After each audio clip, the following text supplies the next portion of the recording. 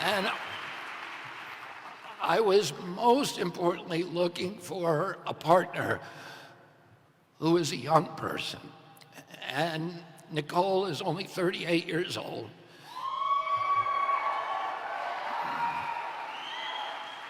And I wanted that because I want Nicole to be a champion to the growing number of millennials and Gen Z Americans who have lost faith in their future and lost their pride in our country. Many in her generation have stopped believing that older people who have been running our government for so long understand them or represent their interests. That older generation that now dominates Congress, the Supreme Court, and the White House is the same generation, the same people who ran up the $34 trillion debt, and millennials and Gen Z and their children will shoulder the burden. It was my baby boom generation that unleashed the epidemic of chronic disease that has made America the sickest country in the world. The only response to this calamity by government officials today is to gaslight us into pretending that it's all normal, that it's not really happening. Nicole and I both share doubts about the corporate captured uniparty and that it can produce leaders capable of imagining a different version of America, a hopeful version of the future. We both have doubts that either the Democratic or Republican Party nominees are capable of dealing with the complexities and fulfilling the great promise of a technology-driven economy. In the right hands, technology can be America's salvation. It can give us the path out of debt chaos, out of environmental ruin, out of the chronic disease epidemic. But we both fear that in the wrong hands, technology can turn its power against humanity. We don't think that either President Trump or President Biden understands the promise or the peril of technology sufficiently to direct its trajectory toward freedom and healing and prosperity.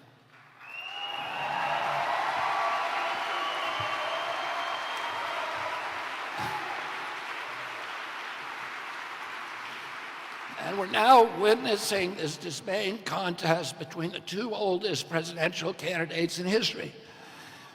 Those two men, during their terms as president, both worked to close our Main Street businesses for a year, 3.3 million businesses, with no due process, no scientific citation, no public hearings, no environmental impact statement. They just told us to shut them down.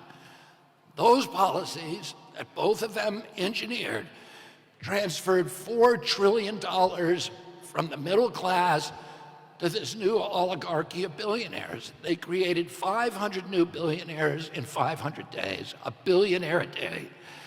Today, together, they ran up a greater debt than all previous presidents combined since George Washington. Two men with a single term in office each. Now, they don't want us talking about those things. They want us instead to hate each other, to fear the other guy. But to young Americans, they look like two sides of the same coin. If we vote for either of them again, we can expect, and we will deserve, more of the same. The annihilation of our middle class, the further impoverishment of working poor, more chronic disease, more epidemics, more environmental destruction, more debt, more war, and fewer constitutional rights. I've asked Nicole to use the platform of the vice presidency to speak for all, not just young people, but all the invisible, voiceless Americans who feel let down by our government. As your vice president, Nicole will represent working poor who feel forgotten, who sink every day deeper into debt. She's going to fight for all those Americans who know what it's like to skip meals to pay for gasoline, and who watch food prices spike ever higher and wonder how in the world they're going to make it through the grocery store checkout line.